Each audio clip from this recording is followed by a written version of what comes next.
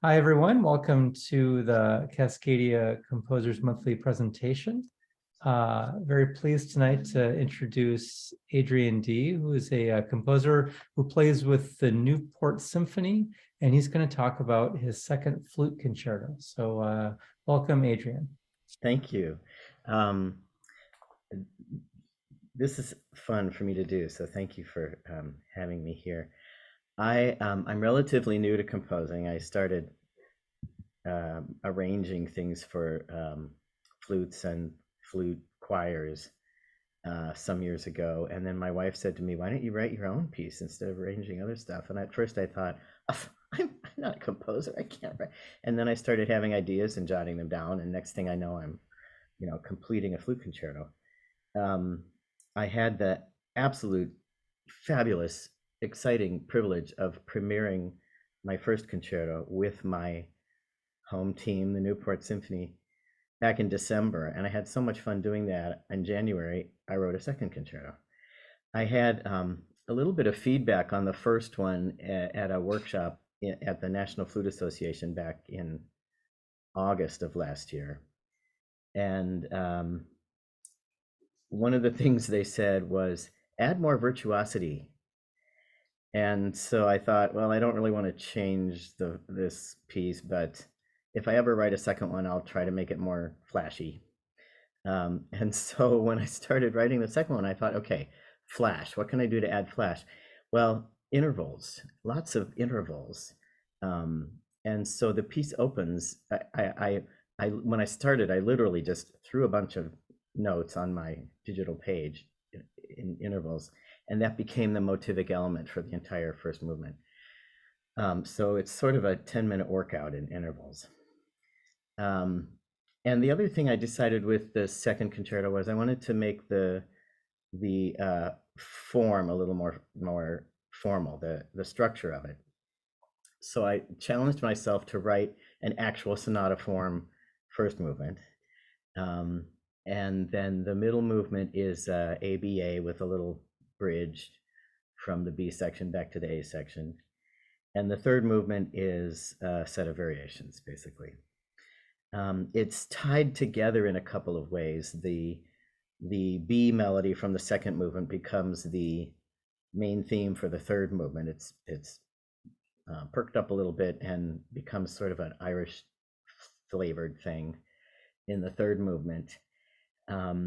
And then this motivic rhythm in the first movement, which if you saw the email that went out, I apologize for the typo. It's not 7/8, it's 9/8, 2/2 2/3. So that rhythmic element, I use that in one of the variations in the third movement. So it ties it together a little bit. A couple other things to note. I had a few influences from a few big names in writing this piece. I really love what Beethoven does with the harmonic changes, where he moves the root by a third. He'll take like the third of one chord and make it the fifth of the next chord, or that kind of thing. I love the way that sort of presents a kind of freshness to the harmonic language going on. So I use that in the first movement. So homage to Beethoven in the first movement.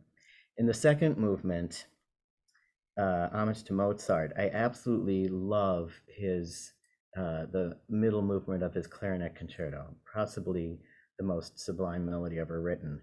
Opens with a so do. So I take that same interval to start my second movement as a sort of to set the mood, nod to Mozart. But my melody's in 4, where his was in 3. So after that first interval, it's all mine. And then in the third movement, I borrowed an idea from Rachmaninov, his Paganini variations, where he took that inverted it, made it major, and ended up with that gorgeous so I took that idea and ended up with a lovely little variation, not quite as gorgeous as Rachmaninoff, but same idea, homage to Rachmaninoff in the third movement. So other than that, I won't bore you with any more talking. I think let's just go ahead and play it, unless there's any questions before I start. I get a sweater. There's a little note from Yes. Jeff Winslow Thank in you, the Jeff. chat, just saying great antecedents, all eager to hear. Great. All right, I'll go ahead and share my screen. Share this, share sound. So you get to watch the score while you listen. I need to move my Zoom window a little bit. Where can I put it? I want to get it out of the way. Oh well, I won't waste time doing that. All right, so here we go. Second flute concerto.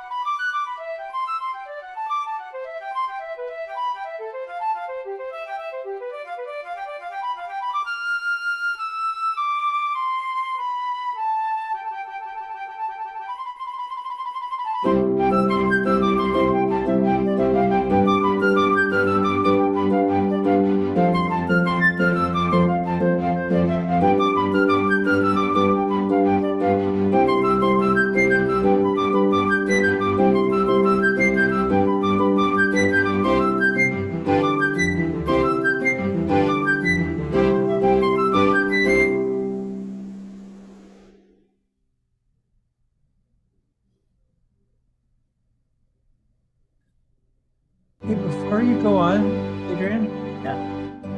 maybe I'm sorry to interrupt that. That's really nice. There is something, we did a pre-meeting and we even previewed it a few minutes ago today, and Yeah. yet somehow There's sound. there's some static. And check me, Liz and Jeff, if it's not happening on your end. There's a, yeah, I'm in a Um, different location, Ted. There's a furnace running nearby. okay. If I mute, does it go away? Maybe it seemed to me that it might be in the signal in the recording because or the sequencer because it seemed to be louder. The static got louder to me as the music got louder. Um, I now didn't hear any static at you all. didn't hear any static at all, Jeff? Did you hear any? Okay, so maybe it's just my computer. Well, I Oh, was, I did, Ted, I did hear static. Okay, and Jeff is saying he heard it, but yeah, he's not, and I'm not hearing it now either. So I feel like it's something in the program. And again, I realized we played this like a few weeks ago on exactly everything the same. And this that was was, I don't remember anything like that happening then. I don't know if there's What anything program is this? it looked, Sibelius. Sibelius, okay. There Okay. it is. Huh. and I think it's fine. I think we can probably like it's good enough, to share. I just wanted to see if there was anything maybe you might have done right at the beginning of this meeting that you can think of, because I don't know that we want to lose too much time um, No, trying to solve anything. no, it's all It, the same. yeah, and I wouldn't want to go messing with any mixing or MIDI configurations that we might end up getting. I Um, do have a furnace running not far from me. yeah, If maybe it's if I possible. tell me if I mute, if it goes away. Well, can you play a little bit of it? Because the actually, I mean, that's the thing. It was only happening while the sound was while the MIDI file.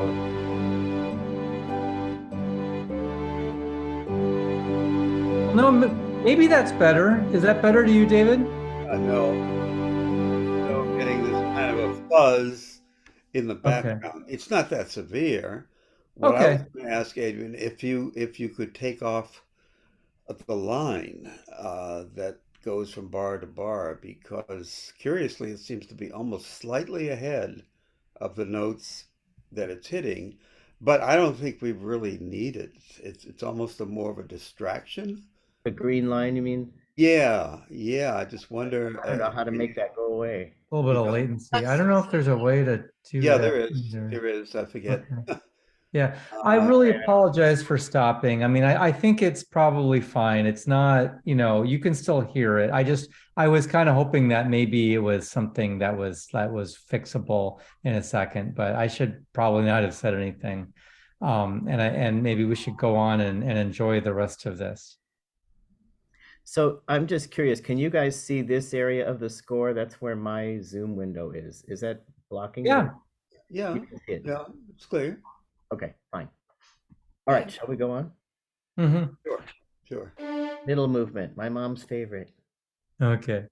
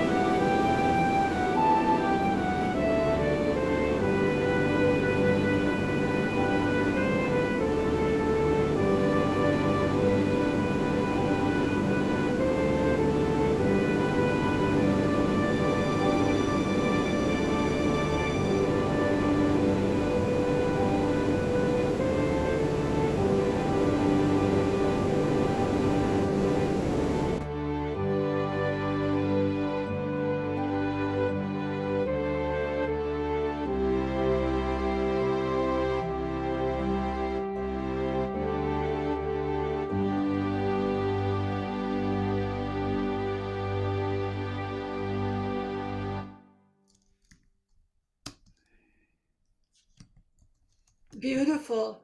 I heard,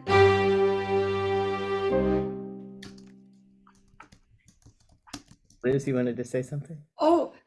I heard that a great amount of it was the interference was increasing, and then the last five measures of the piece, it was just cleared up Okay, miraculously. so I went on Heard mute the and same. cleared it. So there's some kind of sound happening in my space that's causing the fuzziness. So I'll just stay on mute. Okay. Oh, okay. All right. Yeah, that sounds like a good idea. But it was a Okay. beautiful, beautiful piece, a Thank beautiful you. movement. Yeah, I can see why your mother loves it.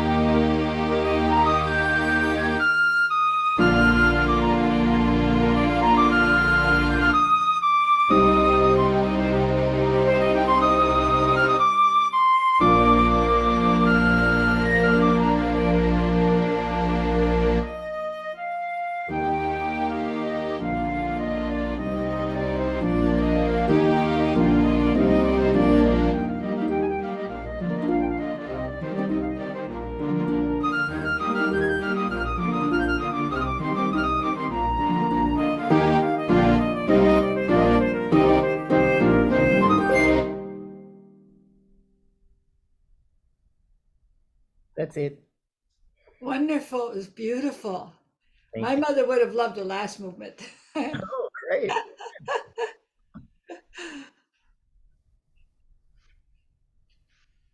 So, I'd love to hear other feedback or comments or anything.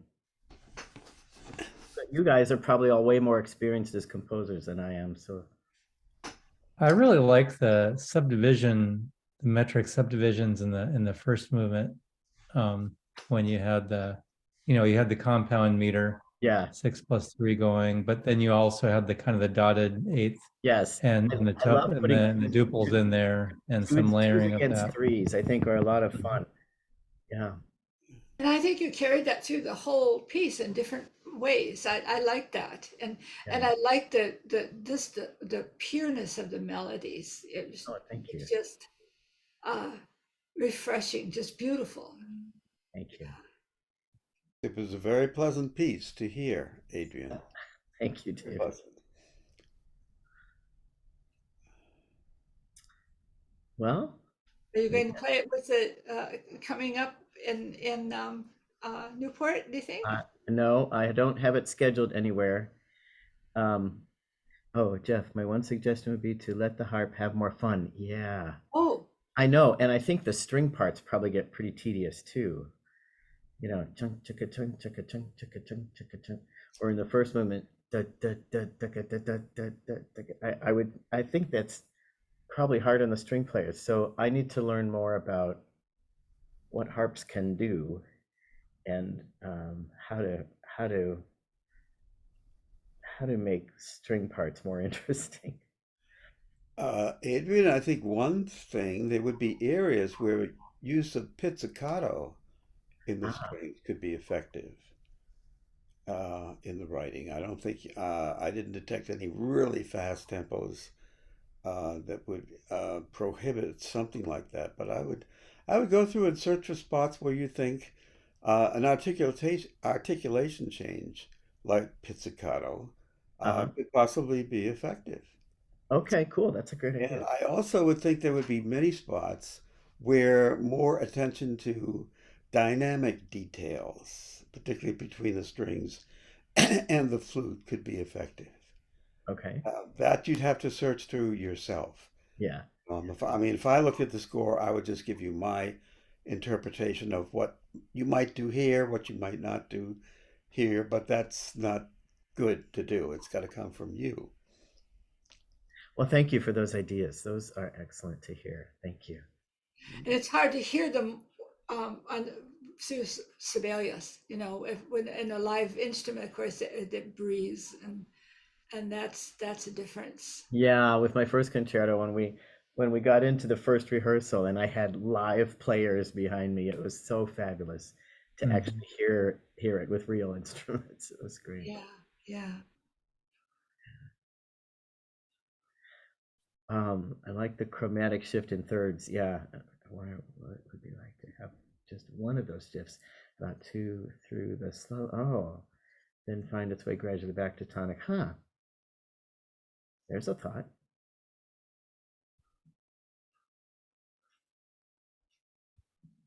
Okay, thanks, Jeff.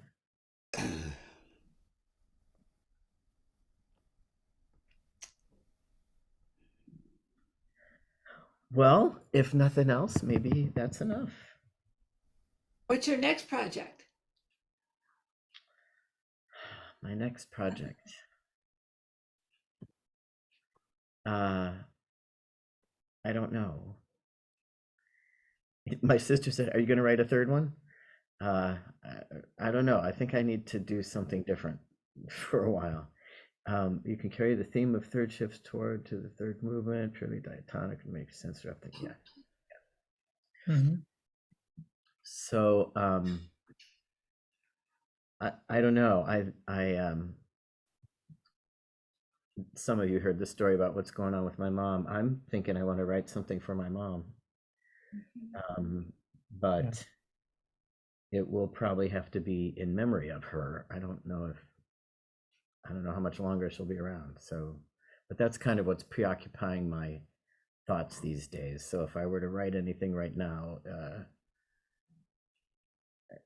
I don't know. It would have to be something for her. Mhm. Adrian, just a question I'm curious about. What 20th century composers do you like a lot? What 20th century composers do I Yeah. like?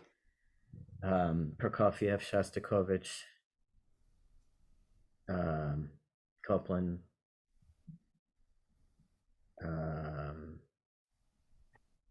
Well, you said Rachmaninoff earlier. Rachmaninov, yeah, I guess he's 20th. I tend to like things with rhythmic interest. Hence this ba ba ba ba ba ba ba. And I tend to get I'm not as interested by things that are kind of flowy, you know. And I don't, you know, that's fine stuff. It's just not my cup of tea. And I think some composers, when they think flute, they think, oh, you know, flowy and kind of gentle breeze sort of thing. And I really like more dynamic,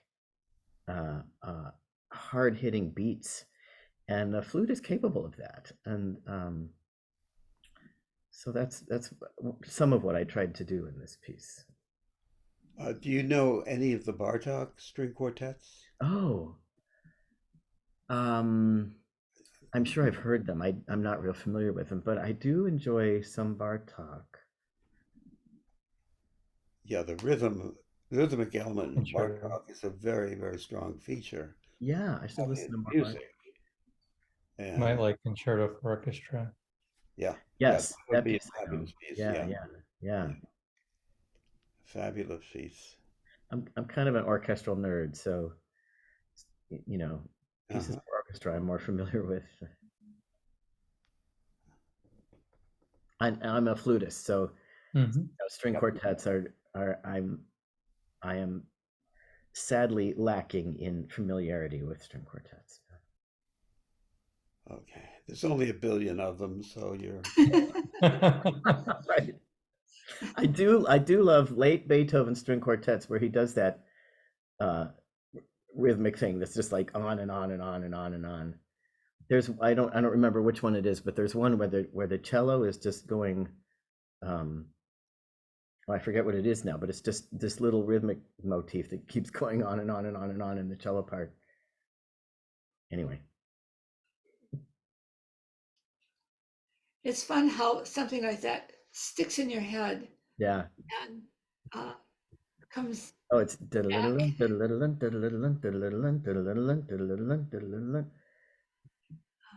anyway. Driving rhythmic stuff. That's what gets me excited. yeah, Beethoven, one of the good guys. Yep. Yeah. I'm not familiar with your guys' music and what your styles and interests are, so I'm a little bit flying blind here, but I appreciate your feedback. Well, among so many composers in Cascadia, the diversity of style is enormous. Sure Really, is. and it's just I mean, when we put on one of our many concerts, there's so many different kinds of musics, all written, you know, recently, that are different one from another. Yeah, that's great. Tremendous diversity in the concerts that we have given, for the most part. Great. Wonderful. Yeah, we kind of run the gamut. Have some very experimental composers, or even kind of more pop influence sometimes. Speaking of that, my stepson sent us this piece that he says, "Oh, this is just really great. You guys have to see it. You hear it. It's Vivaldi recomposed. Have you heard that? Have you I'm seen it? sorry, I'm laughing at Jeff's comment Oh, from oh, disco to oh. Darmstadt, Let's but go I to don't know if we, Darmstadt. I don't know if we have any disco composers. Well, Probably do, Not but that I know of, not really. it's Vivaldi. like shoe, that's more hip hop. Yeah, I'm sorry, Liz, go ahead. that's okay. I don't recommend it. I just, it sounds to me like uh, I don't know, just trying to do something. It the orchestra that played it loved it. You could hear that, you could see that they loved it, and you could. I wish I had not heard the word Vivaldi, because I just was trying to figure out what he was doing with Vivaldi, and every once in a while I could hear maybe a something, but not even a full motive. But it was almost like a switched on Bach, but really, really bad. But the orchestra loved it. They loved playing it, obviously. And anyway,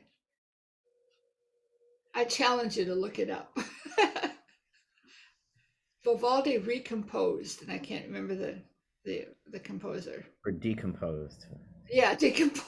Well, Yes. They're all decomposing. what's the phrase with Vivaldi that he wrote basically one or two pieces 300 times? Right. Oh, I don't agree with that at all. Yeah. no. I hear a bunch of Vivaldi when I'm listening, driving in the car, listening to all classical radio.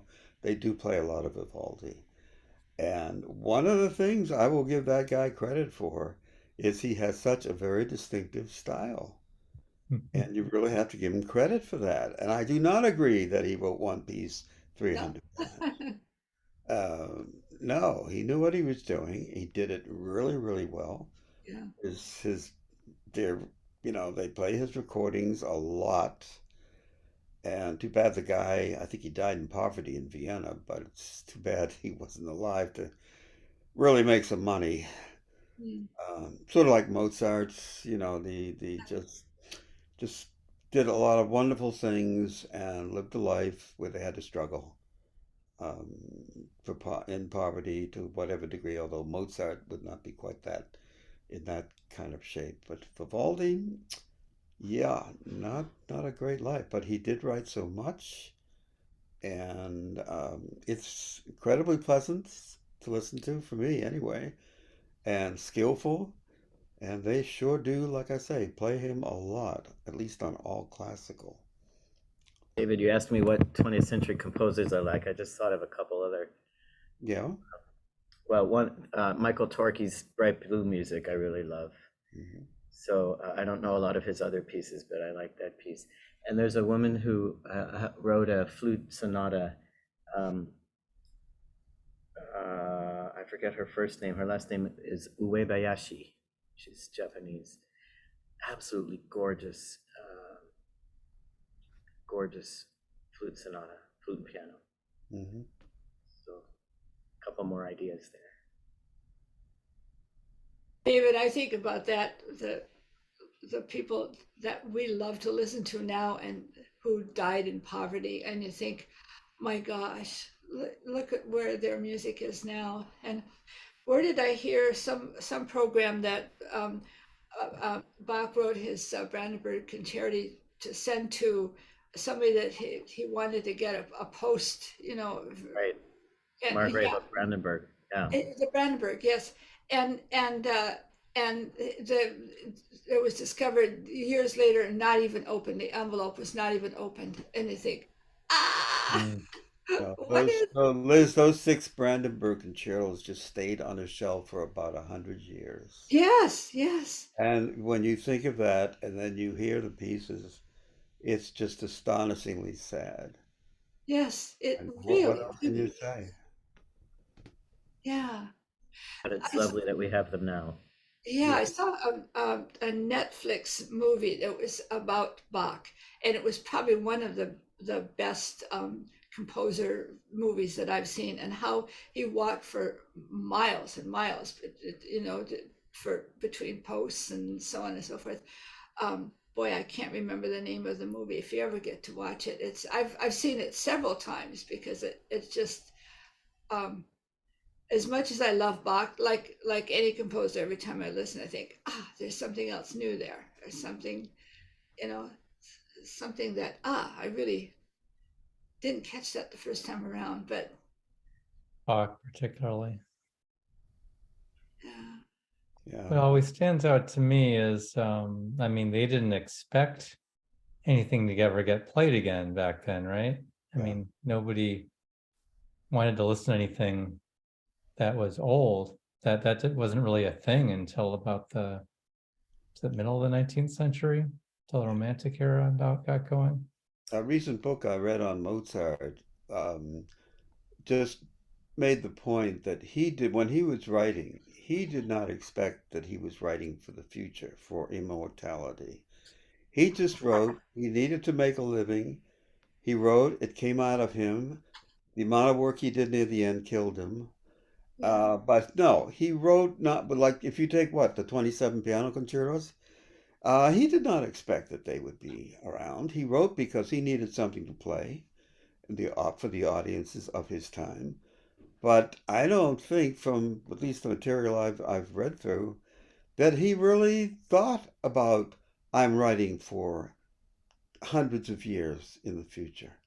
Yeah. They didn't just think that way, you know. They wrote to make money, to survive in any way they could. And it's with Mozart, you know, he couldn't stop writing. And but the thought that, oh, I'm writing thinking of, you know, once I die, this will be for the future. This will be for audiences hundreds of years later. And that, no, that's not the way they thought at that time.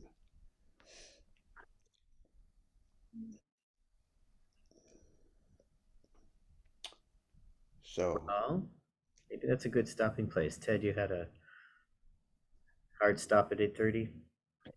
I do. You can all keep going if you want to, but otherwise this would be a good point, I suppose. okay. All right, I'll hit the Good. recording now. Thank you, Adrian, very much.